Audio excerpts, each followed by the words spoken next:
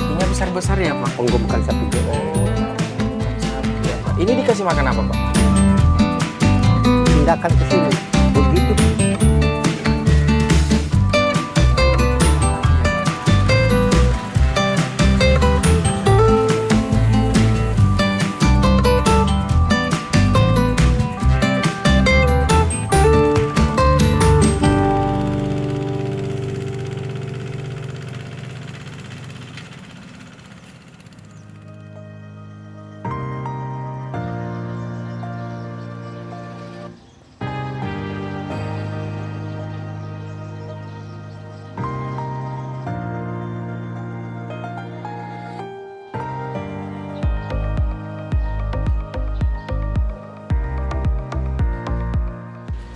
Badan Standarisasi Instrumen Pertanian BSIP adalah badan yang bertransformasi dari Balai Pengkajian Teknologi Pertanian BPTP. BSIP mempunyai tugas menyelenggarakan koordinasi, perumusan, penerapan dan pemeliharaan, serta harmonisasi standar instrumen pertanian. Salah satu program BSIP Gorontalo tahun ini adalah pendampingan penerapan standar instrumen pertanian spesifik lokasi, yaitu penerapan salah satu SNI wajib, instrumen pupuk organik padat.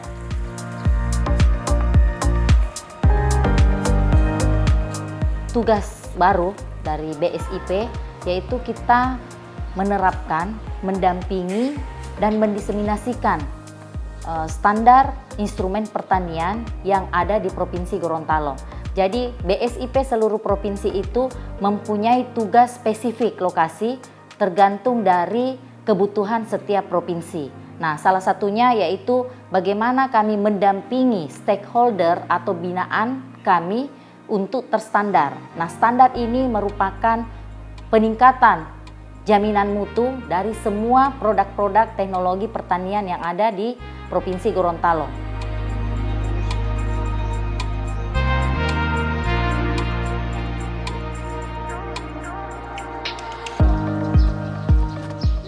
Sobat Tani, so tahu kan tugas BSIP?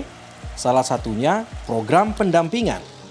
Pendampingan BSIP Gorontalo dilakukan di Koperasi Sukma Melati Hutabohu, produsen pupuk organik padat Sukma Subur. Pendampingan BSIP Gorontalo dilakukan sampai Koperasi Sukma Melati mendapatkan sertifikat produk penggunaan tanda SPPT SNI dari Badan Standarisasi Nasional atau BSN. Hai Sobat Tani, jumpa lagi dengan saya Aryandi. Kali ini saya akan mengajak teman-teman semua untuk melihat bagaimana proses pembuatan pupuk organik yang sudah bersertifikat SNI di Desa Hutabohu, Kecamatan Limboto Barat, Kabupaten Gorontalo. Yuk ikuti saya terus karena bertani itu keren.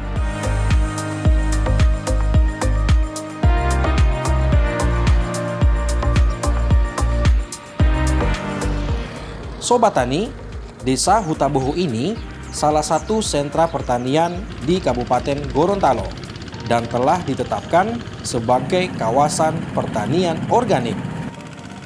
Untuk mewujudkan kawasan pertanian organik, sejumlah kelompok tani mendirikan Koperasi Sukma Melati yang memiliki beberapa unit usaha, salah satunya pupuk organik padat Sukma Subur.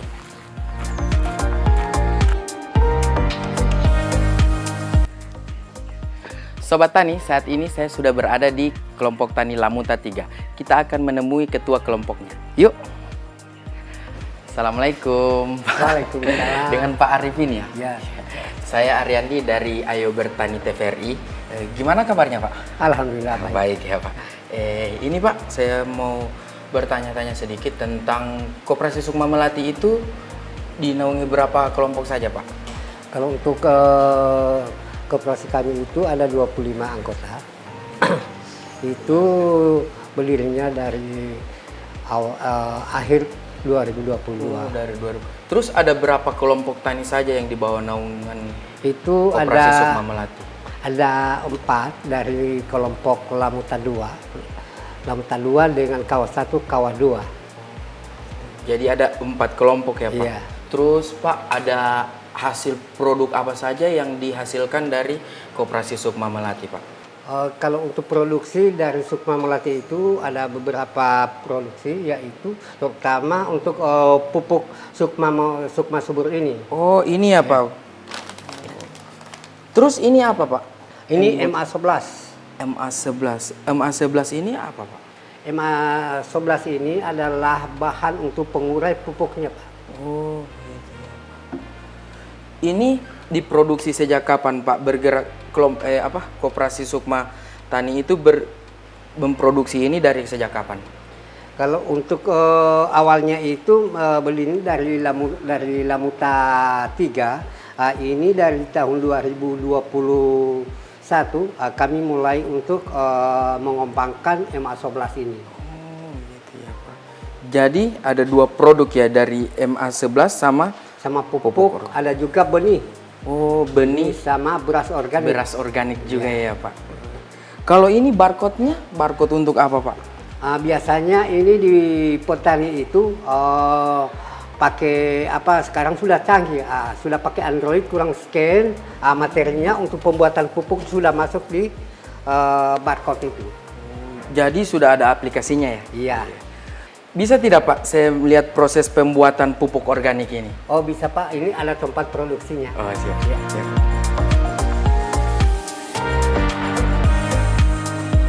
Sobat Tani, selain pupuk organik padat, Koperasi Sukma Melati juga memproduksi beras organik, benih unggul padi, pupuk organik cair, pestisida nabati, dan biodekomposer MA11.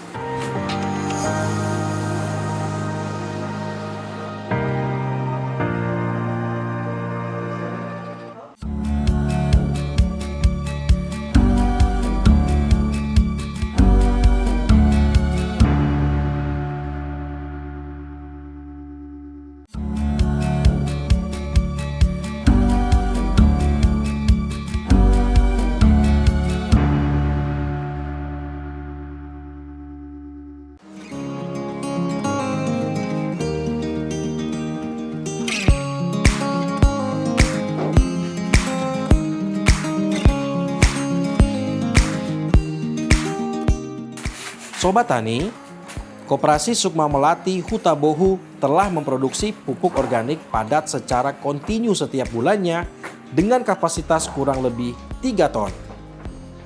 Bahan baku berupa kotoran sapi sebagian dihasilkan dari usaha penggemukan sapi Koperasi Sukma Melati.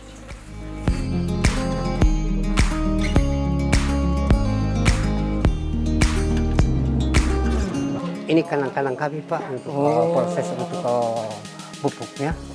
Oh, sapinya besar-besar ya, Pak? Ya alhamdulillah ini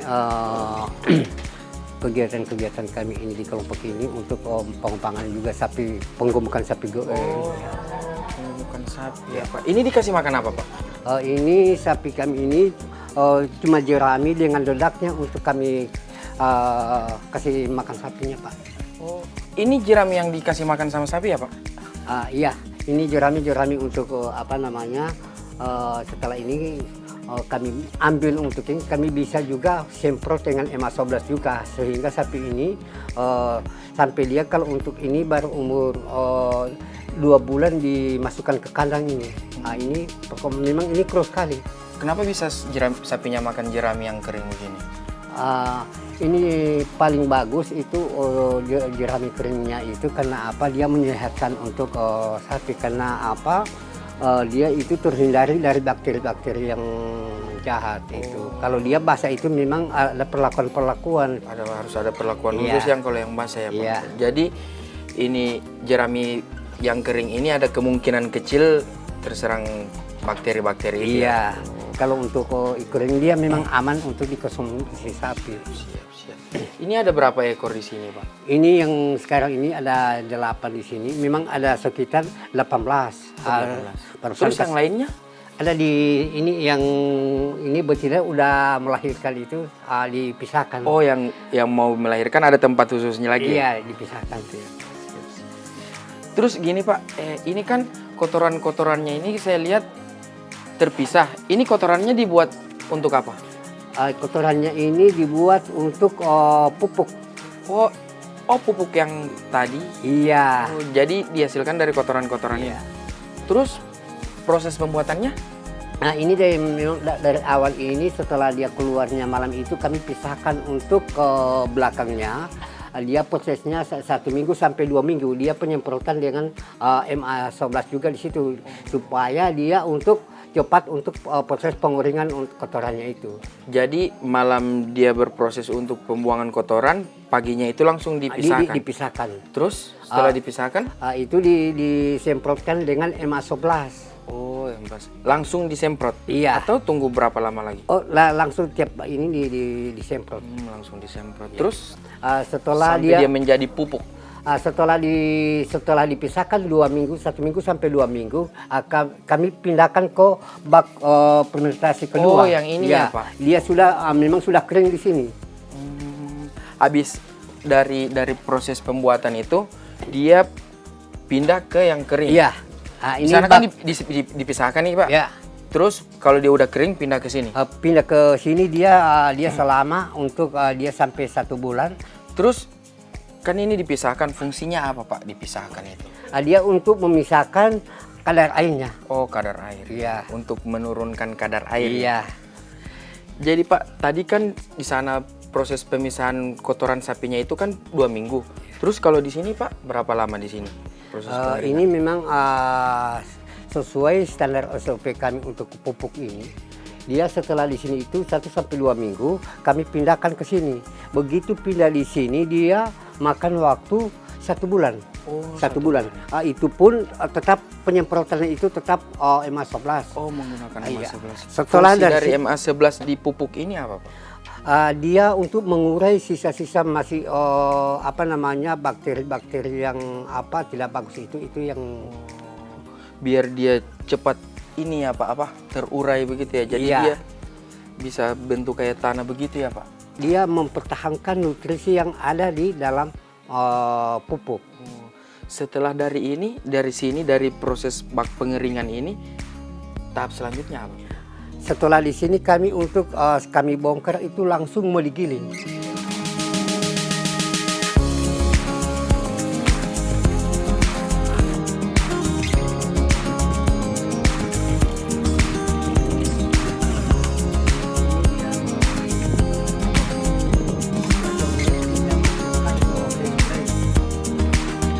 Kita masukkan.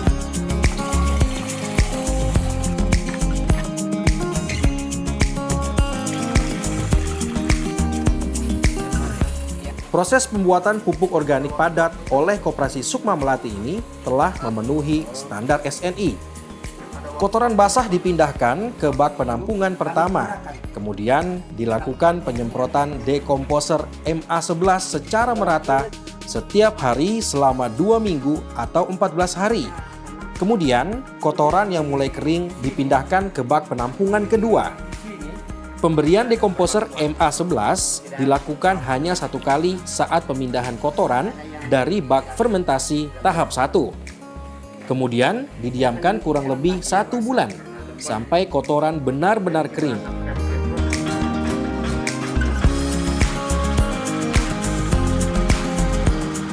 Tahap ketiga, pupuk dihaluskan dengan mesin pencacah. Setelah halus, dicampur dengan dedak sesuai takaran.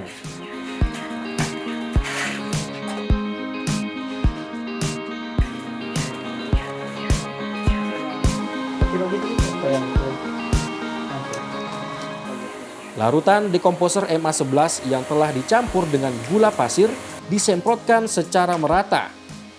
Kemudian pupuk ditutup dengan terpal untuk fermentasi 1 kali 24 jam. Setelah itu, pupuk organik padat siap dikemas dan digunakan.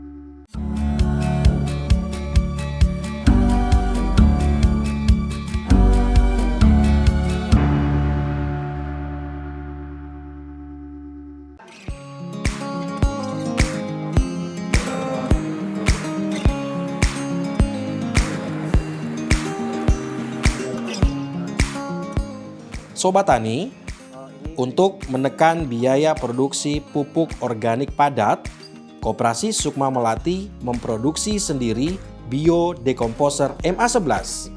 Hebat kan Sobat Tani? MA11 ini diproduksi di lab mini ini ya Pak? Iya. Ini bahan bakunya apa Pak? Bahan dasarnya? Kami untuk bahan bakunya kami pesan di Pak Nugroho itu dari UGM di Jogja. Bahan bakunya lain ada di Lair, itu termasuk susu segarnya. Proses pembuatannya seperti apa Pak?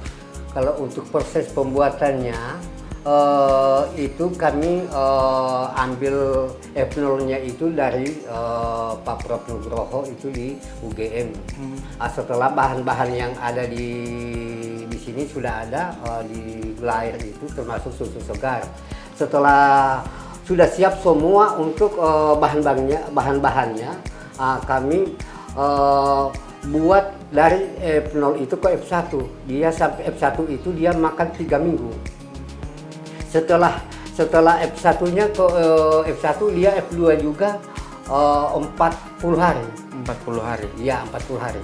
Jadi membutuhkan berapa banyak bahan yang untuk menghasilkan produk ini Pak? Itu ada berapa bahan itu termasuk F0, susu segar, gula Jawa, sekalian cuka, terasi. Itu kalau untuk gula Jawa itu tidak bisa dengan gula merah. Termasuk itu molasenya itu memang harus dites kemurniannya. Terus proses pembuatannya bisa sampai berapa lama? Itu proses pembuatan itu kurang lebih 2 bulan. Oh 2 bulan ya Pak? Iya. Lamanya di mana Pak pas saat proses pembuatan itu? Itu lamanya itu kami dari F1 ke F2 baru langsung F2. Jadi difermentasi begitu ya Pak? Dimasak semua. Oh dimasak? Iya, dimasak semua. Itu kalau cara memasak itu tidak langsung dimasak, diangkat, itu didinginkan, itu kan tidak bisa kena tangan. Oh ada iya. suhu tertentu begitu ya Pak? Iya. Seperti yang Bapak jelaskan tadi kan ada F1 sama F2. Kalau bisa tahu itu apa Pak F1 F2 itu? Dari F0-nya kan itu memperbanyak bakterinya itu di F1 dengan F2-nya. Jadi proses pembanyakan bakteri itu dari F1 dan F2 itu ya? Iya. Gitu. Jadi maksud saya Pak, F1 itu apa, bahan bakunya apa, terus F2 juga itu bahan bakunya apa? Itu kalau mau dari F1 itu dia biangnya itu dari F0. Oh, biangnya ini Iya, dari dari F0. F0. Jadi dia naik ke F1. Iya. Setelah itu F2 itu mulai kita masukkan susu segar, susu murni. Jadi di sini kan ada tertera komposisi Pak bakteria. Ini jenis-jenis bakteri yang terkandung ya di dalam sini. Iya.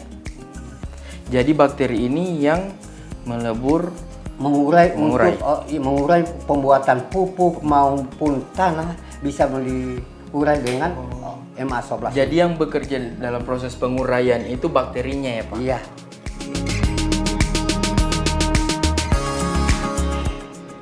Keunggulan lain dari dekomposer MA11 adalah bisa dijadikan pupuk cair serta campuran untuk pakan ternak. Terima kasih banyak Pak, saya sudah dapat banyak ilmu ini tentang pembuatan MA11. Nah Sobat Tani, ini salah satu produk dari Koperasi Sukma Melati, MA11.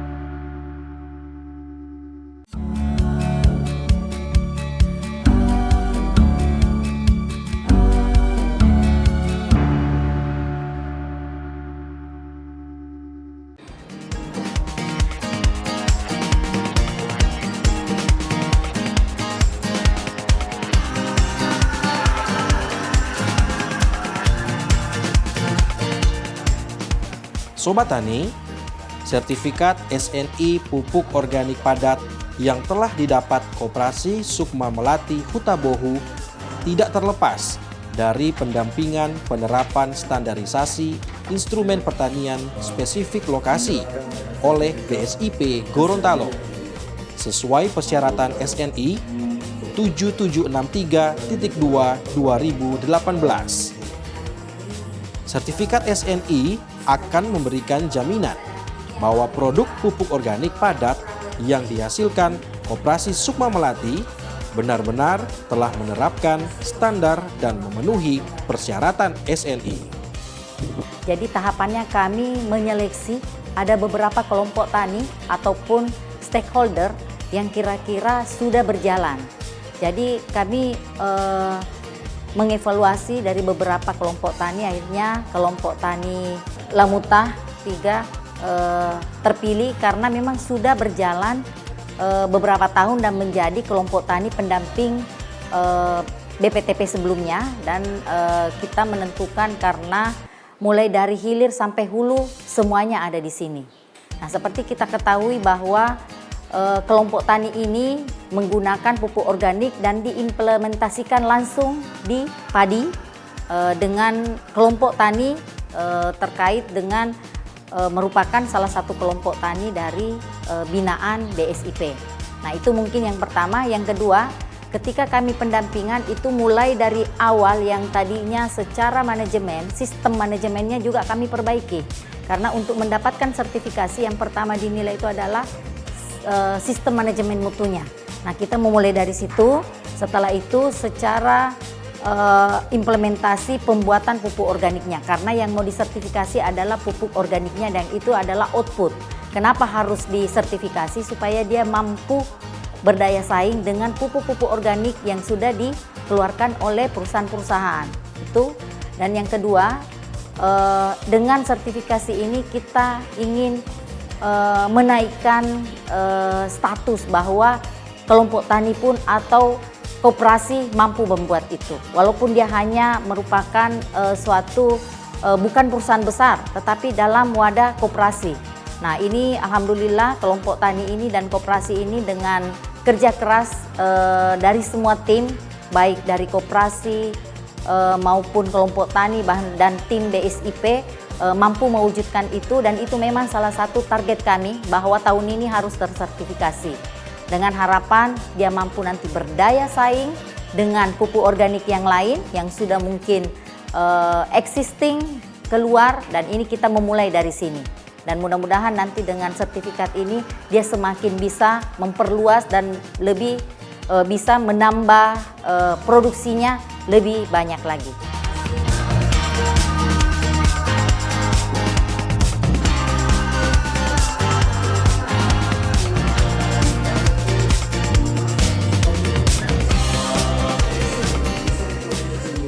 SNI pupuk organik padat, salah satu SNI wajib yang telah ditetapkan oleh Kementerian Pertanian melalui Peraturan Menteri Pertanian Nomor 01 Tahun 2019.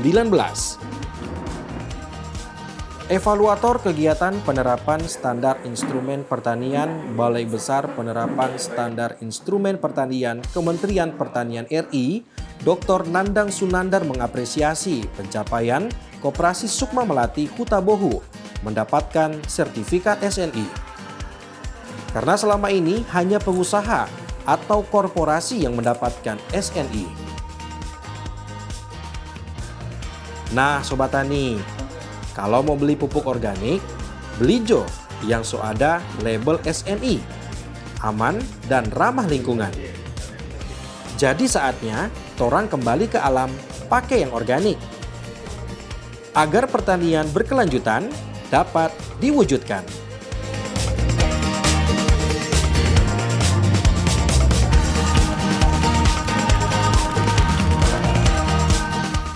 Nah, Sobat Tani, tadi saya sudah belajar banyak sama Pak Arifin tentang proses pembuatan pupuk organik.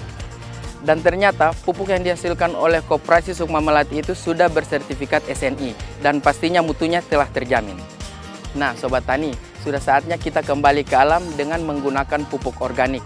Nah, Sobat Tani, jangan malu jadi petani karena bertani itu keren.